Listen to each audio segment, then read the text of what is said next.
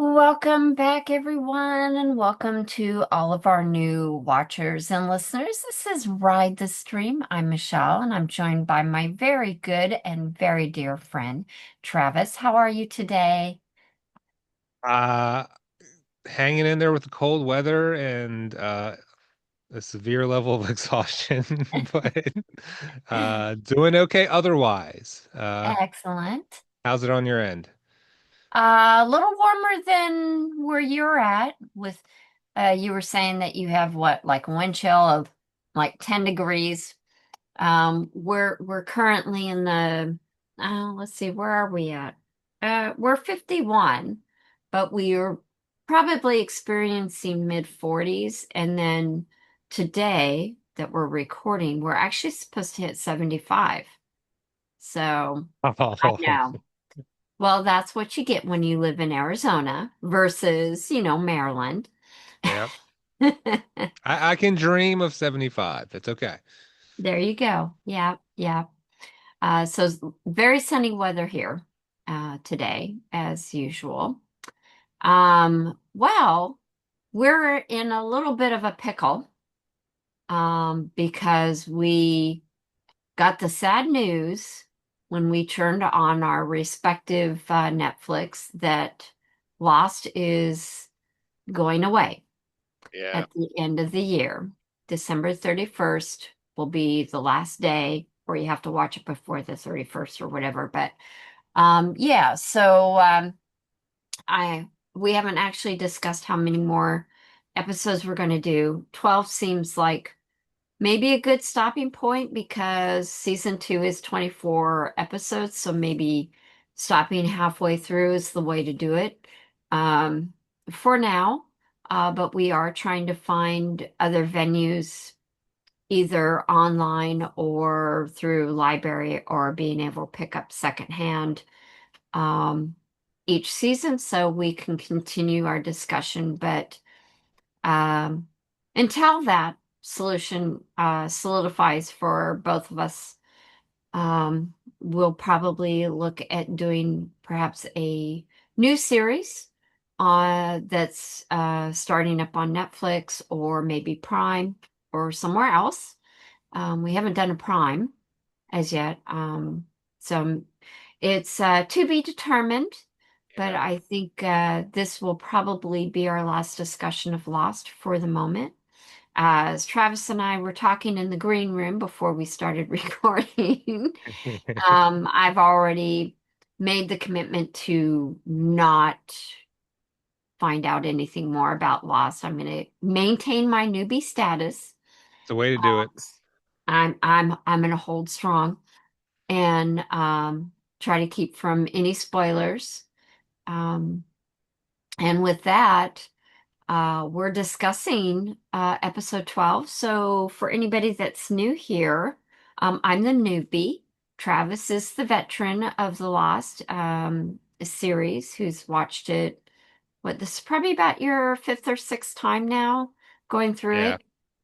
And we are at a really pretty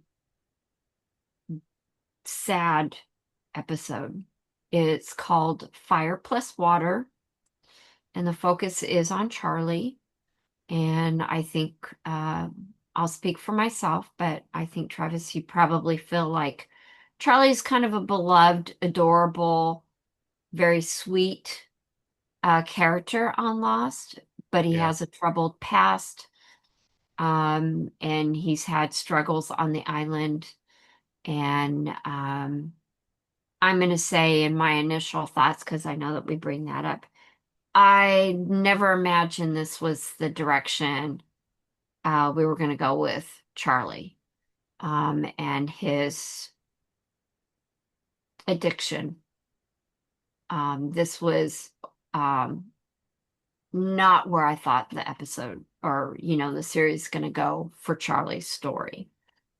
Um, and I think maybe on that note, I'll go ahead and do the plot synopsis, and then we can get into the discussion. That sound good, Travis? Sounds good. Okay. So as I said, as This is called Fire Plus Water.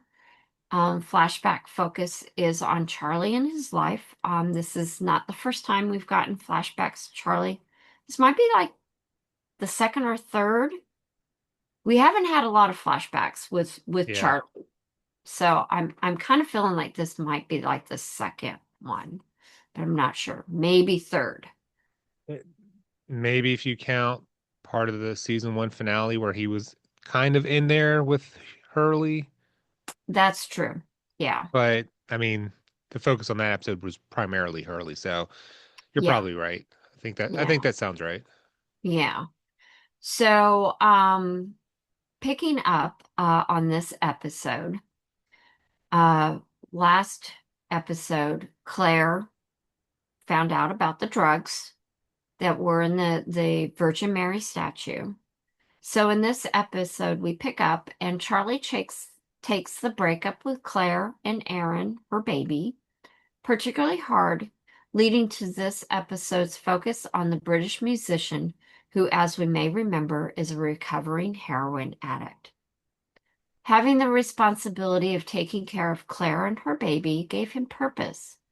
But with all the extra free time he now has, he becomes plagued and fixated on troubling dreams and flashbacks.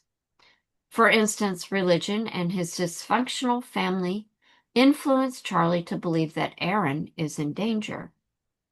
He dreams that he saves Aaron adrift on the ocean, only to wake realizing he has been sleepwalking and took Aaron in the middle of the night. Claire is distraught. She slaps him and walks away. Charlie is so confused by his vivid dreams and the insistence that Aaron must be baptized. In talking with Locke, Charlie tries to explain that he believes he is seeing things, but Locke instead asks if the young man is using again. Charlie is adamant, read lying, that all the drugs have been destroyed. Locke advises Charlie to give Claire some time. Of course, Charlie doesn't. Charlie has a conversation with Mr. Echo about his dreams. Mr. Echo extracts the religious symbolism and asks Charlie that maybe he must save the baby. Charlie tries to talk with Claire again and tell her that they need to baptize Aaron. Locke watches from afar. And when Charlie goes out to check on, I think, his stash of statues, Locke follows him and takes the statues away from Charlie, basically saying that Charlie can no longer make decisions for himself. He has given up that right as far as Locke is concerned. Charlie continues to spiral downward, and later, out of desperation, he starts a night fire in the jungle near the beach camp to distract everyone so he can take Aaron. Charlie is found out and is cast out of the beach camp. Locke keeps the statues and secures them in the bunker's walk-in safe. All the talk of baptism leads Claire to talk with Mr. Echo. And in a touching private ceremony, Mr. Echo baptizes both Aaron and Claire on the beach. Flashbacks focus on the evolving relationship between Charlie and his older brother Liam, which has been a rocky ride of successes and failures, punctuated by drug abuse by Liam and eventually Charlie. Meanwhile, in other island news, Sawyer encourages Hurley's growing interest in Abby, and Jack and Ana Lucia are doing a lot of together time as well. There we go. Yeah. So my initial thought, I'm going to be honest, was I couldn't imagine the turn that Charlie's story took in this episode and his response to being separated from Claire and Aaron. You know, and further, the fact that he wasn't using, he was seeing things, experiencing dreams, commingled with his flashbacks, which is things that we've seen other characters go through, but the fact that he'd been or is a recovering addict immediately puts him in the column that, oh, he must be relapsing. There's no there's no give and take or, wiggle room that maybe he sincerely is, seeing things, believing in things that are not there. Like um Kate seeing the horse, which he brings up. Um, Jack obviously seen his father on the island, even though his father really wasn't there either. Yeah. But the island playing tricks on people. And even John had, things going on too. So the Yeah, fact he that, had a vivid dream. yeah, and just the fact that, Locke is pretty adamant that, he really does believe that Charlie is using again. And then when uh, John finds the stash, it was very unsettling last week when, in the closing moments, we saw that Charlie actually had like five, six statues. Yeah. It was not going to be a good thing. But I honestly believe that he would relapse, that that was what was going to happen, that his loss of Claire and Aaron as being, giving him responsibility, giving him purpose, as well as the fact that he was starting to play music again and try to compose and stuff like that. Uh, I really thought that he'd end up using. And the fact that he wasn't using, but the lack of sleep makes him look like he's using again. He's not quite in his right mind. He's desperate. All type of signs that would lead to somebody thinking that he was using again. And so Yeah. that was really sad. What about you? First impressions or new impressions, perhaps? Yeah, I mean, I know I think when I initially watched the episode, I think I felt like John was being too hard on Yeah. Charlie. Um, and then with this watch, I was like, well, when Charlie goes to John the first time and John asks if he's using, you know, Charlie admits, like, hey, we burned the plane and the statues. Mm-hmm. And I can tell that, John looks surprised and, and he just says, trust is a hard thing to earn back sometimes. And I think in that moment, if Charlie could have been like, look, we burned the plane and I kept five or six statues. I don't know why I kept them, but I'll give them up, whatever. I just want to be honest with you about that. But I think over the last few episodes, he's been lying a fair bit. So I Mm-hmm. think with John, his attitude is like, dude, you can't steal a baby in the middle of the night. Like, and that ultimately leads it to him punching Charlie three times. Um, and and I feel like last week and this week, Charlie's demeanor has turned from, bubbly, charming to not stalker, but his appearance is a little more sinister, which is kind of nerve-wracking from what we've seen um, Yeah. from Charlie because he's so lively and friendly and he can joke about anything. But seeing him start to fire, that's Yeah. scary. Um, and the fact that he was doing that, you know, sober, all in a way to like manifest from these vivid dreams he's having. Yeah, it's just startling. I just came away with it feeling really sad for Mm-hmm. Charlie's character because he is so likable. And at the end, you see everyone turn away from him, almost with a look of disgust or like even Hurley's expression is very um I don't know. It's just Conflicted because I think, he's been good friends with Charlie, and I felt that there was a conflicted look on his face, like, I just can't believe what you're doing, dude. Um, what are you doing? Um, and turning away from him too, but probably I think he might have been the last one to kind of turn away uh from Charlie. So that was like, even, a good friend turning away. And I, Yeah. I think that was hard for Hurley to do because he doesn't know what's going on with Charlie. It's very confusing. And I think there was a lot of confusion. I briefly entertained what if the island is kind of getting back at Charlie because of his jealousy towards John. The Hmm. fact that um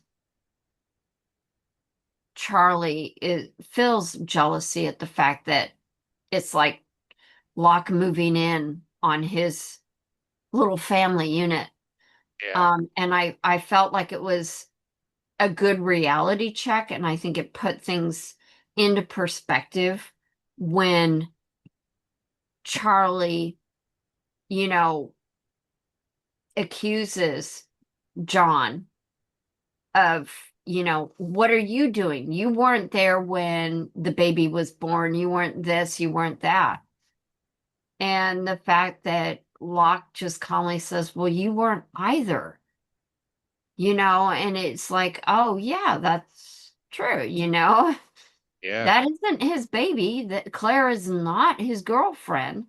Yeah. They've shared things, they've become friends, but there's been at no time any indication. There's no been, a passing of like maybe Charlie's ring as a promise ring or anything like that, because he does wear a ring.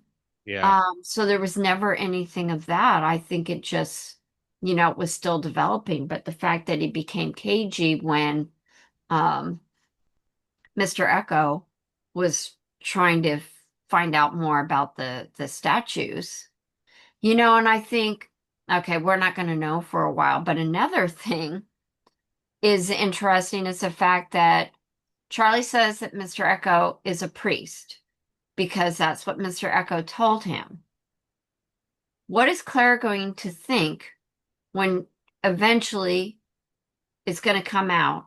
At least I'm thinking that it'll come out eventually. Mr. Echo was a drug dealer, well, or a drug transporter. What's that going to do to her when Yeah. she finds out that she and her son were baptized by a drug lord or I drug trafficker, whatever?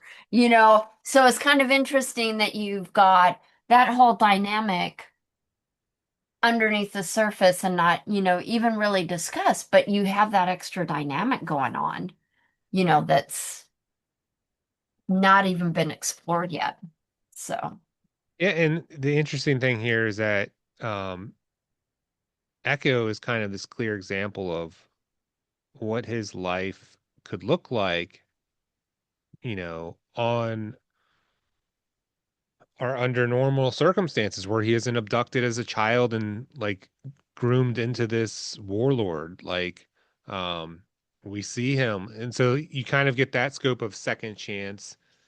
And then, hmm and for me, it's like Charlie earlier in season one, he got that second chance with John, like tossing the heroin into the fire and getting clean. And maybe the perception is that Charlie's burning his second chance or something. hmm He Just burned a on the lot of bridges reaction. with that fire. Yeah, I mean, I know when Hurley wakes up Charlie in the middle of the night and he's asking, dude, it's in the middle of the night. What are you doing with the baby? And Charlie is literally standing in the water. And it looks like Hurley's like looking for any good reason to like make sense so he can like back him up. Yeah. But, Charlie can only say, I don't know what I'm doing. Like, I That have should no have been idea why right I'm out here. away a cue that what is going on here? And the fact that he's far away, you know, mentally, okay? And then kind of comes to, that should have been like a big flag, like something's going on here. Um, but it's misconstrued, you know. Yeah. And that to me is, part of this, obviously the big sad part of the whole thing is the fact that, you know, he's not helping himself because he wasn't answering truthfully to John. He was lying to John. And he broke that trust completely when John sees the statues.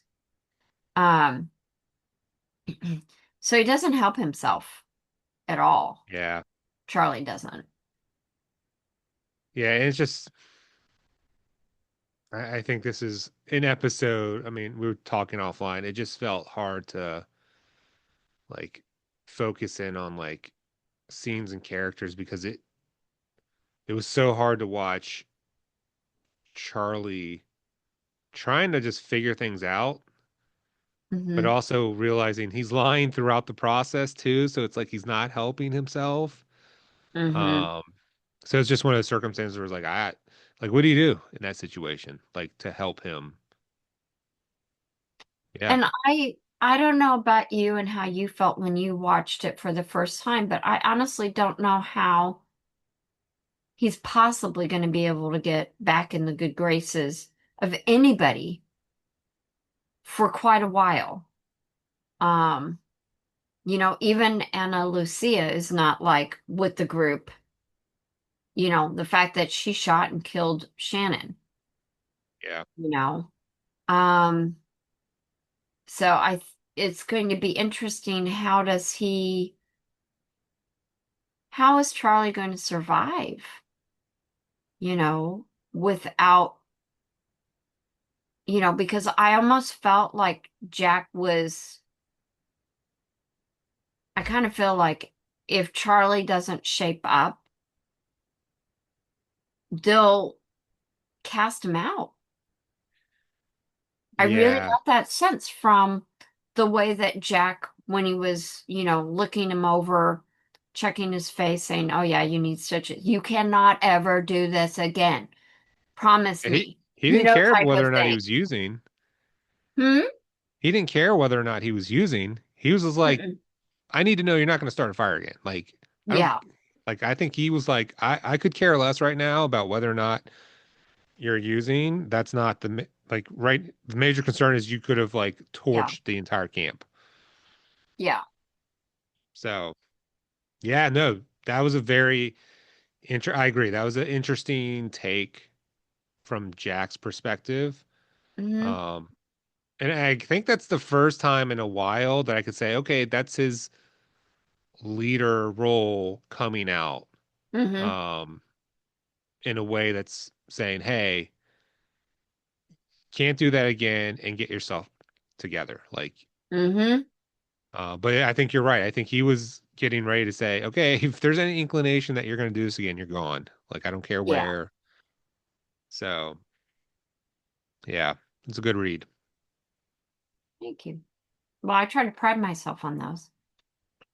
That's why it's so fun. You have great takes. Oh, thank you. Thank you. Well, you do too. So, Whenever I can remember. in between those long lists. Yeah.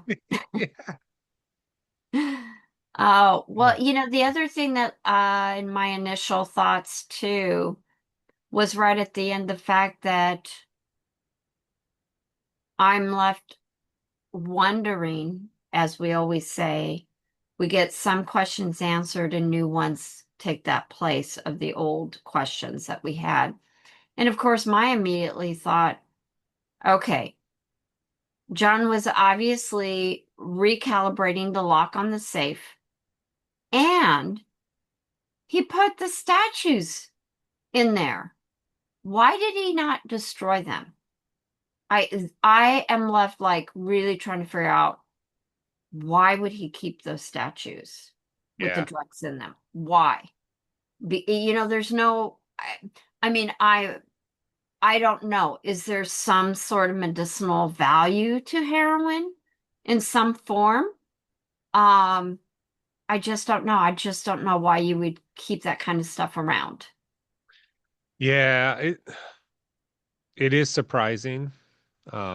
I have to imagine John has some kind of angle to keep I guess them, but it so. doesn't seem obvious. Mm-mm. Like, I think you're right. It makes more sense to be like, trash them, burn them, whatever. Like, it's not a threat for Charlie anymore. But to keep them is odd. Yeah, yeah. Let's see. I think those were like major questions that I had.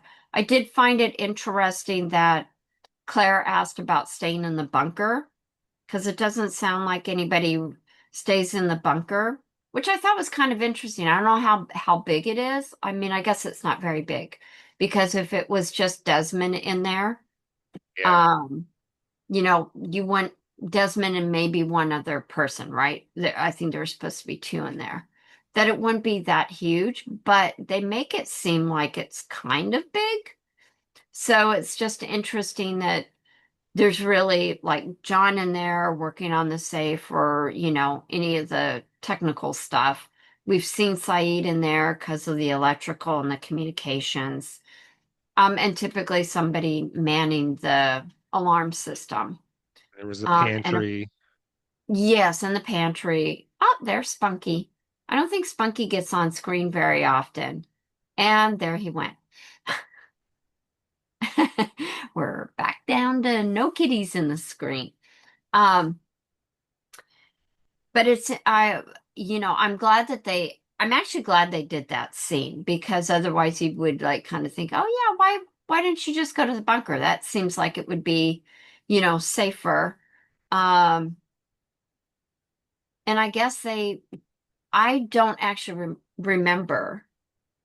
Did they all kind of abandon the camp up in the caves? I don't remember. That seems to be kind of, or some there, like, again, we didn't really see Saeed much this time, except right towards the end of the episode. Yeah, we haven't.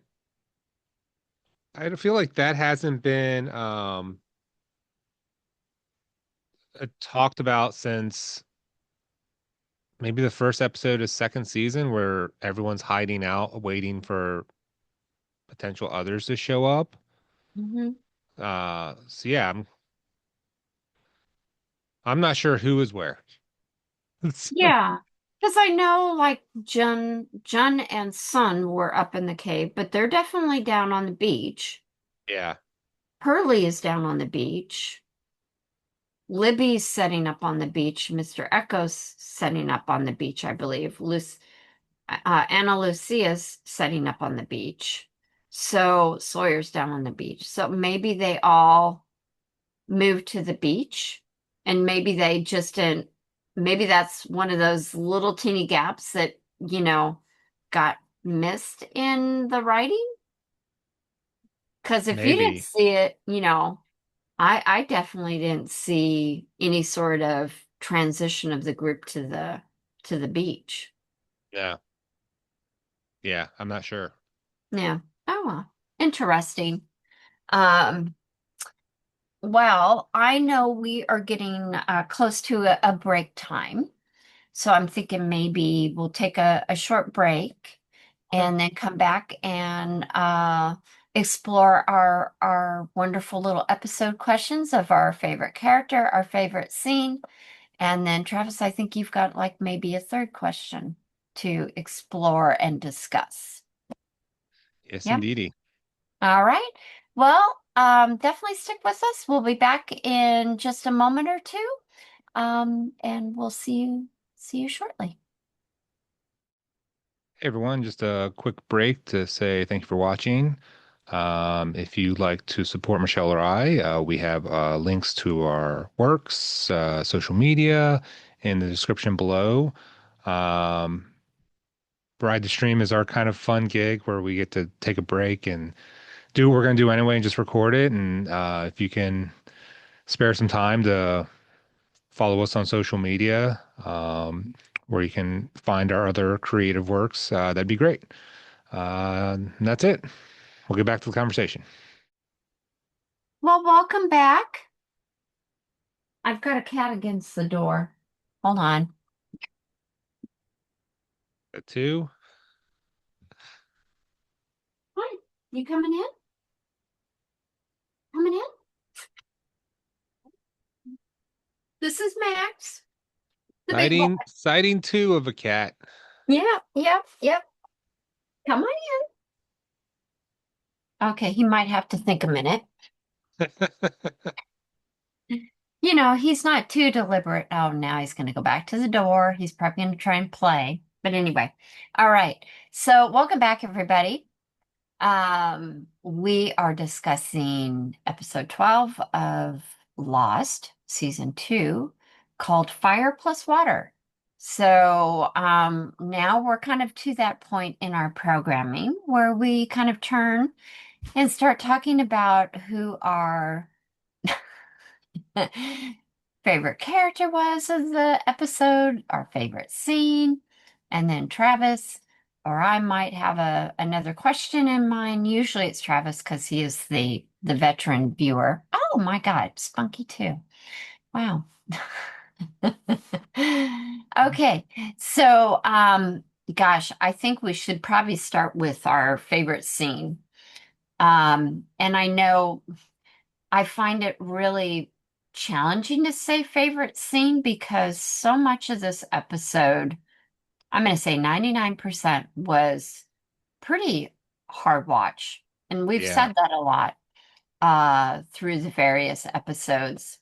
This, not unlike last week with Jack, this week was pretty tough. And favorite is going to be relative insofar as, what moved us, what, you know, really spoke to us, what resonated, um, what just maybe haunted us after watching. Um, Travis, do you have a short list, long list, one? So I know we talked offline. This is the first time that I didn't catalog a list of characters or scenes because the episode is very, like you said, it's difficult to watch. So trying to even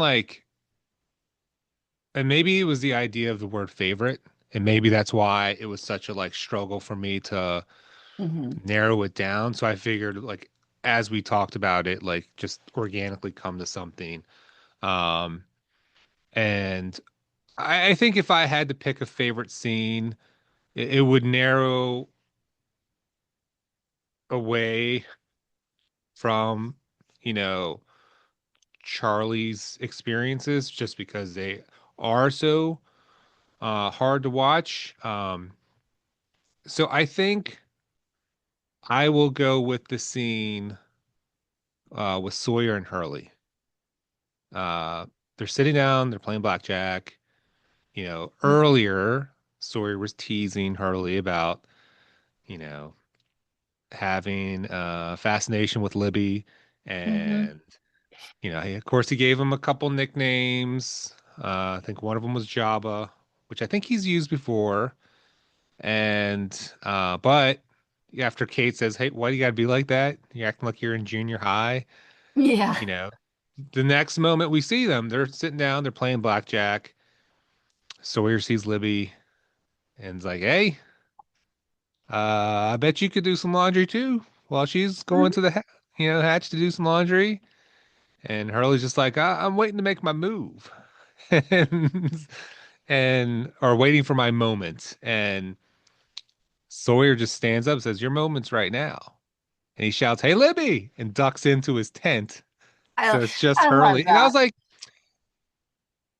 for all of the grievances we've had with Sawyer, especially early season one, Hmm. this is a complete 180 for him to be so like this is all about Hurley, has nothing to do with him gaining anything. Yeah. You know, he sees a situation and he's like, I can help with this. Yeah. And I love that. And so Libby turns and sees Hurley, and Hurley's just like, oh, I guess she's looking at me. I'll wave. Yeah. And she says hiya back and or heya back. And I just really uh gained a little bit more appreciation for Sawyer in that Hmm. moment. And it's lighthearted, which is needed in this episode. So I'll go with that one. Yeah. How about Um, you? I actually classified because like you, I struggled with the term favorite, and kind of inserted different adjectives. So, shocking scene, for instance, humorous scene, a sad scene, a pivotal scene. So for me, I've actually have four using those different adjectives. Okay. I'll start with humorous, which, like you, is, vast departure from kind of Charlie and everything that he's going through. And that is Hurley trying to connect with Libby in the bunker's laundry room. How he just really is, pretty naive, and such a beginner at the whole, flirtation, um, just how to, even to know how to answer when Libby says, "Well, what do you think this will, do you think this will be cute on me?"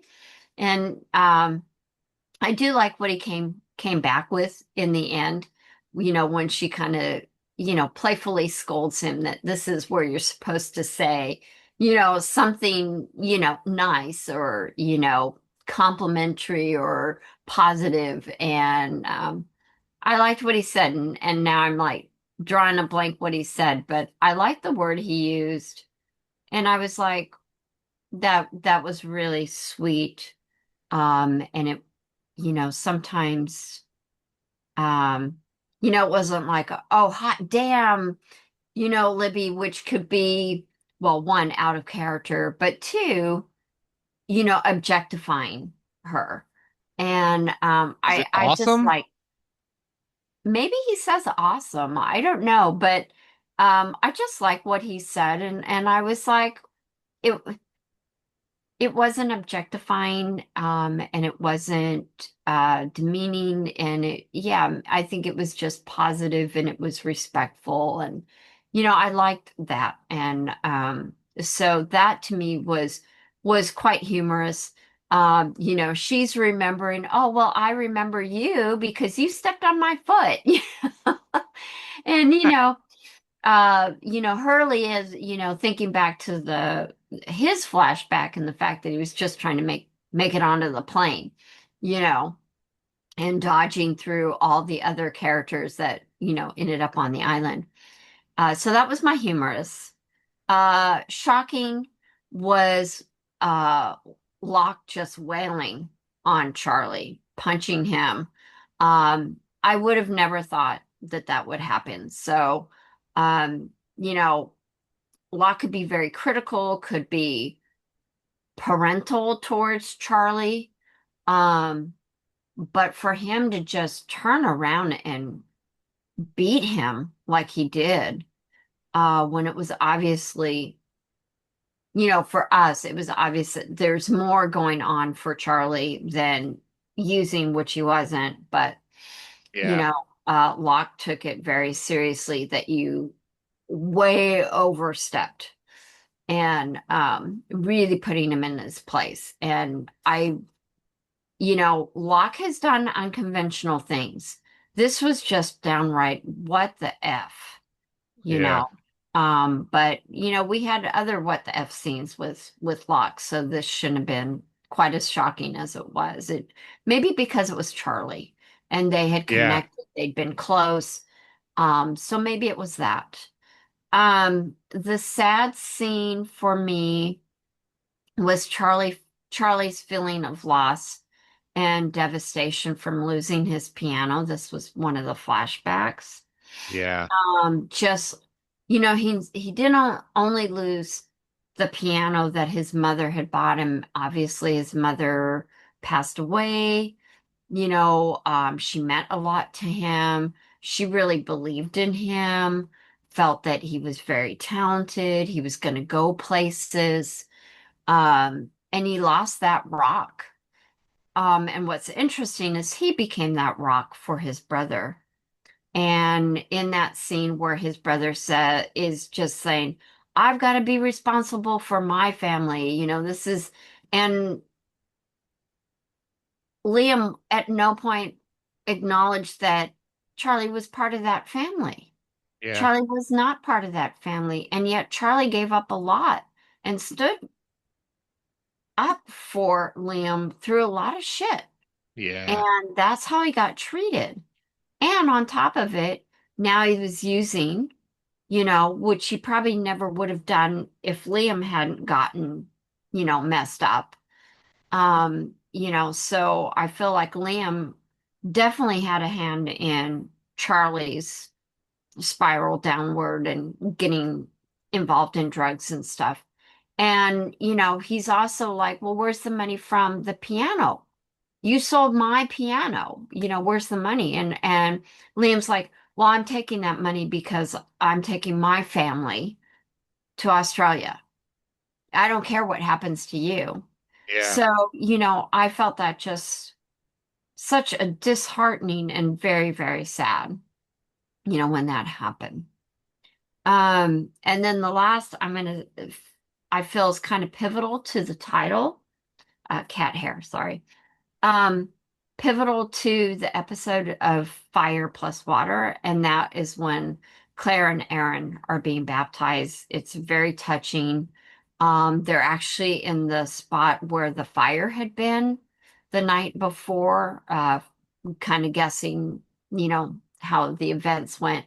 That, it's the next day after the fire. We see the fire in the foreground, but Mr. Echo has the water, in the coconut bowl, and he's baptizing not just Aaron, but then he baptizes Claire as well. And it was so beautiful. It's kind of secluded. It's just the three of them.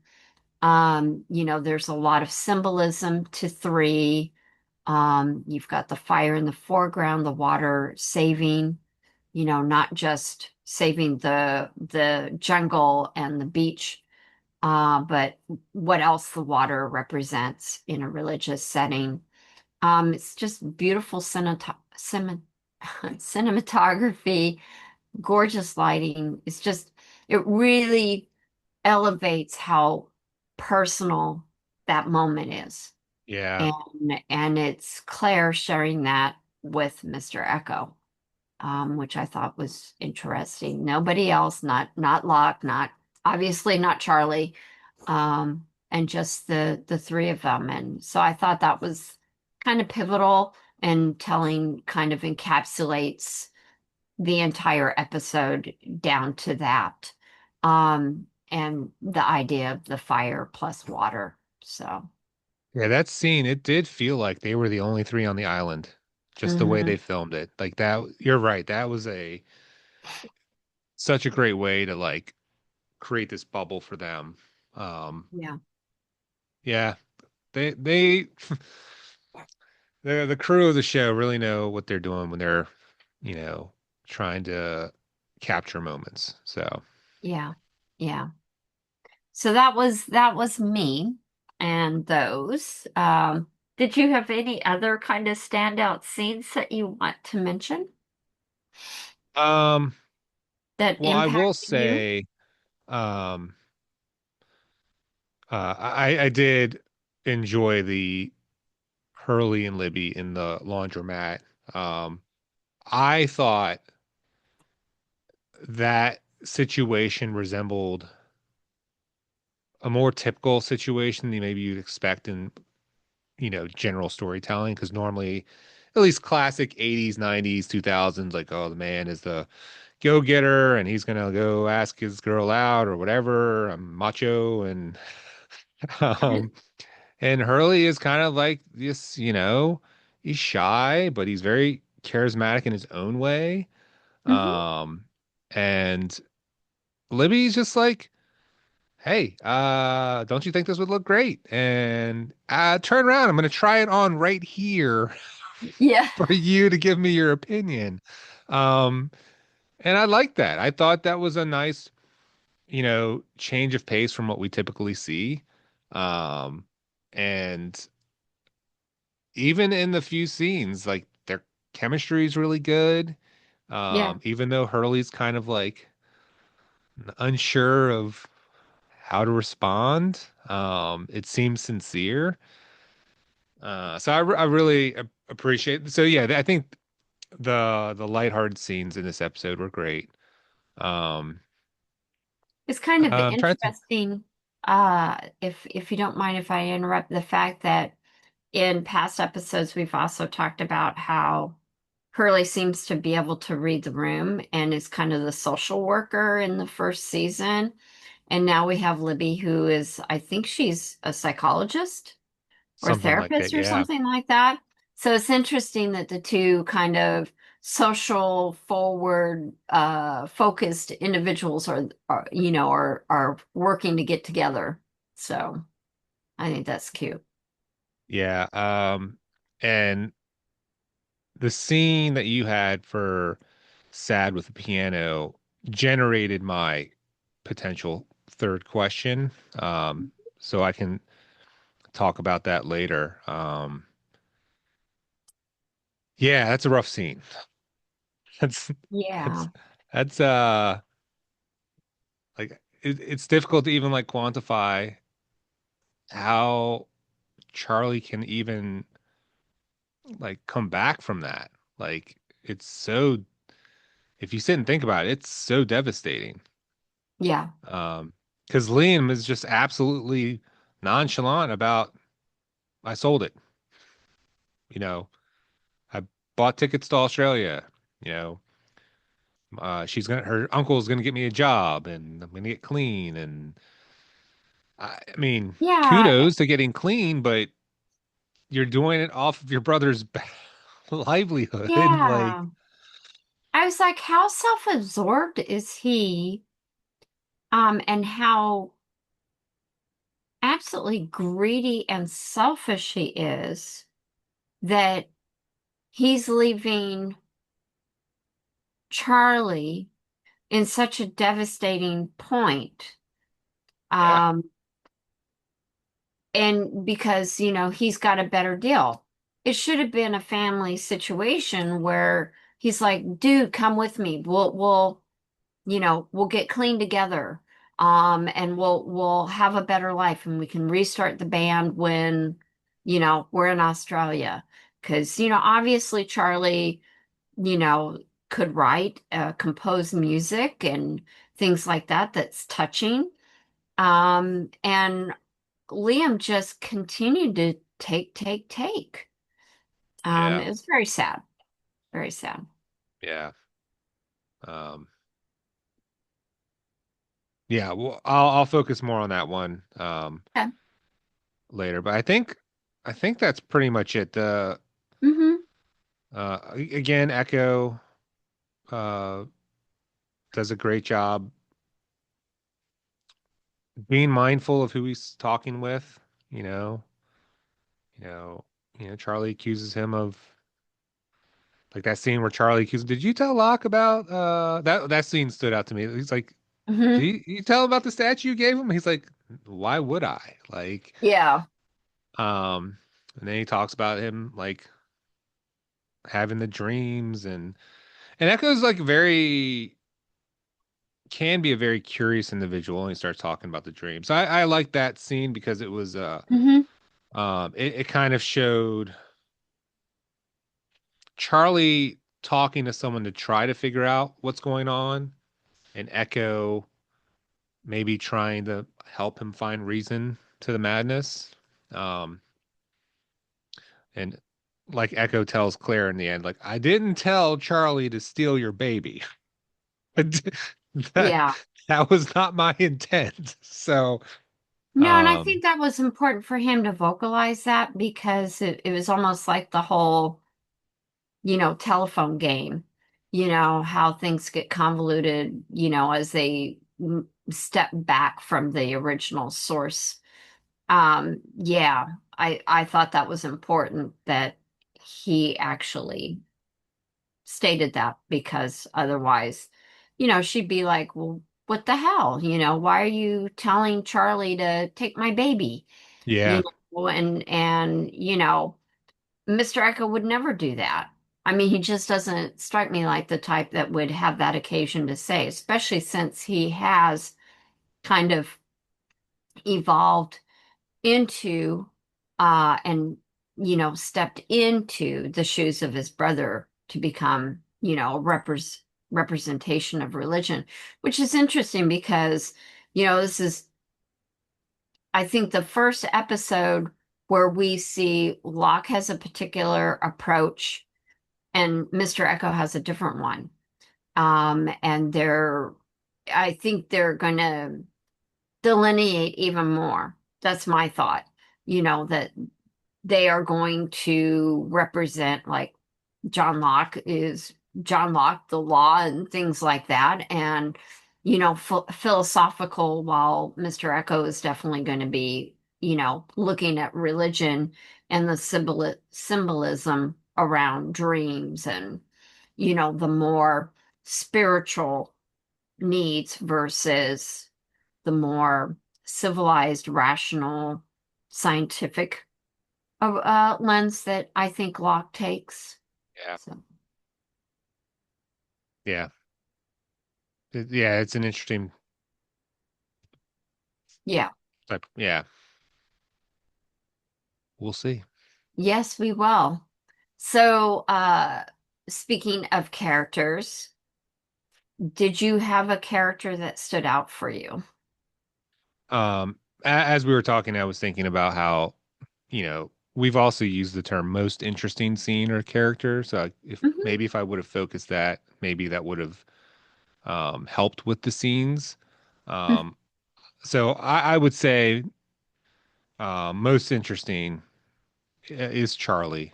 Um, with Dominic Monaghan's performance, like he's clearly distraught, uncertain, Hmm. and his performance says all of that. Um, it makes me worry about the character. It makes me wonder, you know, like you said earlier, where does he go from here?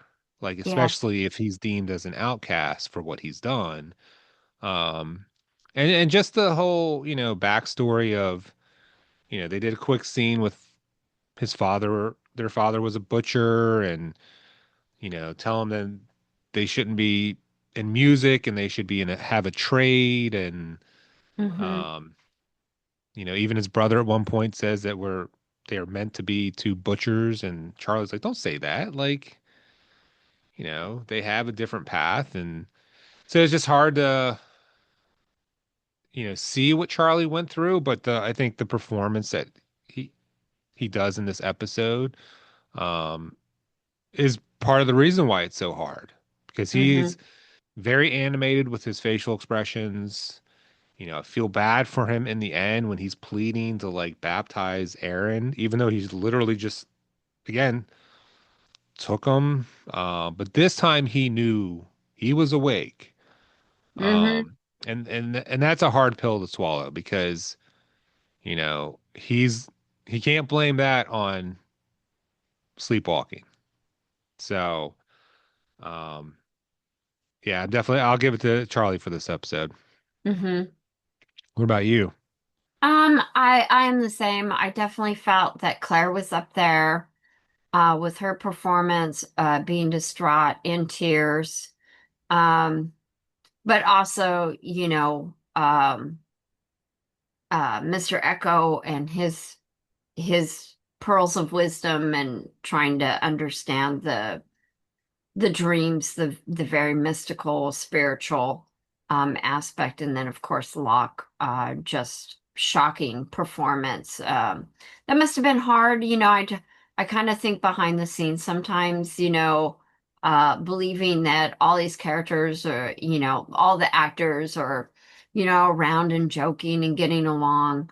Um, and then, Locke's, Terry O'Quinn reading, oh, I have to punch Charlie up. I don't want to do that. He's my friend, I like Dominic. What do you mean I've gotta punch him today, you Yeah.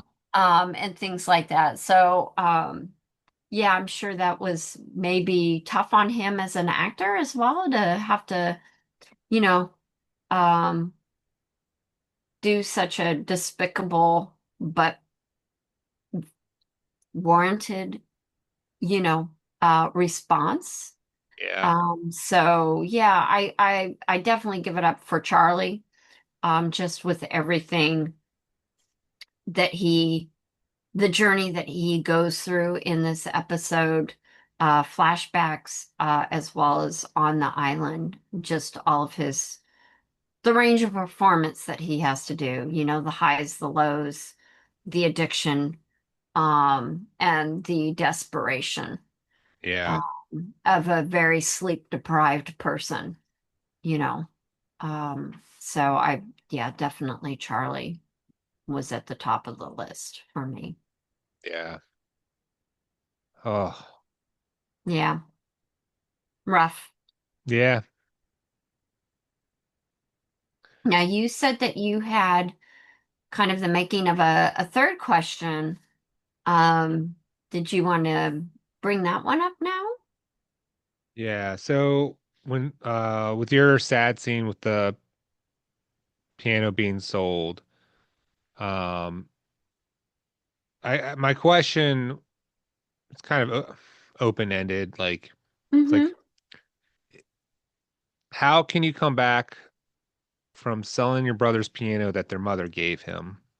Like, and not only was he just selfish about thinking about himself, but literally taking away the one thing that was like absolutely Charlie's. Like, is there any like coming back from that from like Charlie's viewpoint, do you think? It's a really good question because we see, the little scene where um, Liam has left a cigarette smoldering on the edge, and, Charlie being like very precious about, this piano. Um, Obviously, he comes back to Liam because that's why he was in Australia. So he obviously has put aside some of those feelings, because he wants to get the gang back together so that they can continue to, you know, do Drive Shaft. What's what's interesting about that though is it seems like Charlie's the one with the real talent. He doesn't necessarily have the best voice, but he really was the anchor to the group. So I find it interesting and how much that kind of says about maybe bands today where you've got the lead singer, but they're not the ones writing the songs or composing them. They're the front person, but they're really you think that, oh well, the band is really them. When in Yeah. actuality, it really was Charlie. Charlie seemed to be the one to bring on his brother to give him purpose, because I honestly believe that Liam never really had any sort of aspirations. So it's interesting that Charlie's really the one that kind of brought him along, trying to, help him get ahead Yeah. and have something, because he may have realized that he was the special one. His mom doted on him. Liam got the toys, but it was Charlie that got the piano that must have cost a lot of money, for a working class family where it's probably just the dad working, the mother stay at home. Um, so there's a lot representing that piano. Um, so he did seem to come back from it because we do know that he went to Australia to try to get his brother back into the band. Yeah. Um, so I do think that he set it aside, but I I honestly believe, given kind of like the time frame, he left Liam, he was getting on the plane, he was going back to LA, um, that he still had unresolved issues. I think that that's a lot of what came out in this episode is the fact that those feelings of abandonment, um, just the desecration of family, and the value of family didn't mean a whole lot to Liam, and then suddenly it did, and then it was a holier than thou type of Yeah. thing. Yeah. Um, and I think that Charlie's probably still got lots to mediate there and come to terms with. Maybe therapy probably would help. Maybe he needs to see Libby, and have some discussions. But could he get back? I think that eventually he probably would because he does seem like he'd want to try to forgive. That is Yeah. his family. It doesn't sound like the dad's in the picture. So really, Liam's his only family. That, and of course, obviously, he felt connection to Liam's girlfriend or wife and baby. So I think that, one would hope that there is hope for Charlie because there's a family there that he could be part of, you Yeah. know. But he does have to get clean. He does have to be sober. He does have to recover from his addiction, and not spiral out of control. Even though we know, or hopefully know, that it isn't a relapse into addiction that is causing all the problems right now for him. Yeah.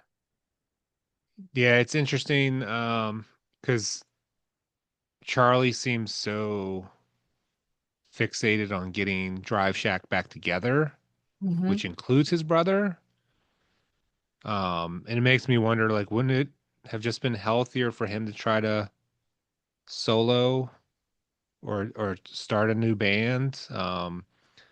But it does seem like there's this longing to have his brother with him Hmm. because of the initial experiences with Drive Shaft. So, I think you're probably right. Um, that he's willing to do that to have that bond back again. So um, it does make me wonder though, if was there ever a time in his flashbacks that he talked about doing solo work, or was it always about getting Drive Shack back together? I think I don't recall anything about solo. Um, and even, I'm thinking about the nappy commercial that the band's doing. That should have been Yeah. a humorous one too, actually. Um, Seeing all the guys in their little nappy outfits and their little what Pacifiers. pacifiers and oversized rattles, and they're all holding a package of nappies. Um, wow. That really says that you've made it. But even then, they saw the value of doing a commercial that would get their name out to a lot more Yeah. things. Obviously it it really sounds like they were a one-hit wonder band. Um, which is kind of sad. It sounds like they're writing the tales of that, and not they didn't get a chance to explore more. Yeah. Um, And, even then, Charlie was standing up for Liam because it's his brother. That's family. So the value of family meant a lot for Charlie versus Liam. Yeah. So It's like they had an album, they started touring, and during the touring is when like the everything started everything falling kind of, apart. yeah, yeah, Yeah. yeah. Oh, tough episode. Tough one for sure. Wrapping it up here, Travis, was there anything that we didn't cover that you'd like to cover? Like, did we miss another great scene like the nappy commercial? Um, Briefly, I like the way that Saeed and Locke coordinated putting out the fire, like Mhm. creating the like train system to help with buckets and water. It's simple scene, but I liked how it showed Saeed again. He's back in the mix, even though he's barely on screen. Like, so maybe we'll get some more Saeed. Maybe so. I do like the nuance details that the writers do, the continuity, like you don't go from one episode to the next and one day there's a scratch on the face and then the next episode, oh my, miraculously they do keep the continuity, like, as simply the fact that Jun and the handcuffs for well over one season and going into almost half of the next one, wearing a Yeah, handcuff, half of, one handcuff. It's details like that I think that, really help this series to stand out, and to not forget about those type of nuances. So definitely kudos to all the people involved behind the scenes, um, all the crew, yeah, that went into this. So, and on that note, thank you everyone for joining us, to hear our thoughts about episode 12 of season 2. If you have any comments, really head downstairs, write a comment. Your thoughts about the episode. Do you have an interesting scene that stands out for you? Or do you have a character that really made an impression and resonated with you after the closing credits? We'd love to hear about it. Obviously, if you have any spoilers that are go beyond this, please write spoiler alert. I'm sure there's other newbies that don't want to be spoiled. But anyway, on that note, we very much appreciate you joining us today and look forward to our next discussion, whatever it might be that we bring up. But we'll definitely be back next Friday for another discussion of some sort. So thanks everyone for supporting us and coming by. Please hit the like, subscribe, and we'll see you soon on that flip side that Travis talks about. Thanks everyone.